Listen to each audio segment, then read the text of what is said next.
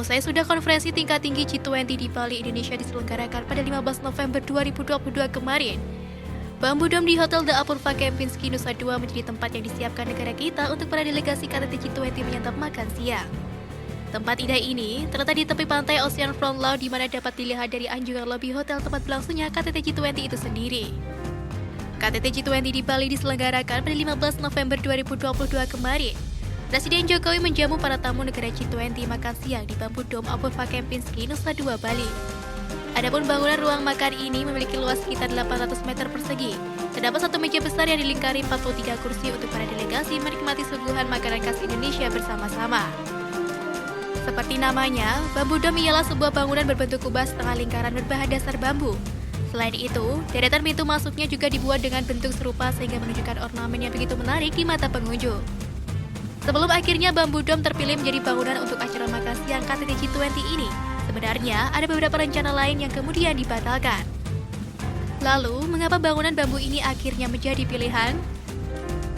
Sebelumnya telah direncanakan akan didirikan tenda-tenda di halaman belakang Apurva Kempinski untuk acara makan siang ini. Ide ini pun sejalan dengan permintaan dari Presiden Jokowi yang menginginkan makan siang dengan pemandangan laut.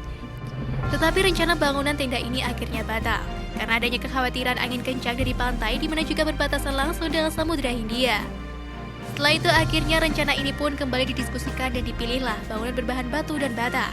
Tetapi ide pun kembali batal karena mengingat bangunan yang akan dipakai untuk segmen makan siang ini hanyalah bersifat sementara dan akan dibongkar setelah acara selesai. Sampai akhirnya, ide berikutnya ialah membangun sebuah bangunan bambu berbentuk kubah. Bentuk kubah setengah lingkaran dari Bambu Dome ini sendiri didesain oleh Ruby Rosli. Ia mengatakan bahwa bentuk dari bangunan tersebut juga sesuai dengan gambar gunungan yang ada pada lambang G20. Diceritakan bahwa Elwin Moss selaku visual kreatif konsultan KTT G20 dalam perjalanan singkatnya ke Pantai Melasti di selatan Bali. Ia bersama timnya mendapat ide ini saat sedang melihat sejumlah pekerja konstruksi menggunakan bambu dalam sebuah proyek bangunan yang sedang dikerjakan. Akhirnya, setelah diskusi lagi, bambu pun diputuskan yang akan menjadi bahan utama untuk bangunan tempat acara makan siang delegasi KTT G20. Lalu, apa keunggulan dari menggunakan bambu itu sendiri pada konstruksi bangunan?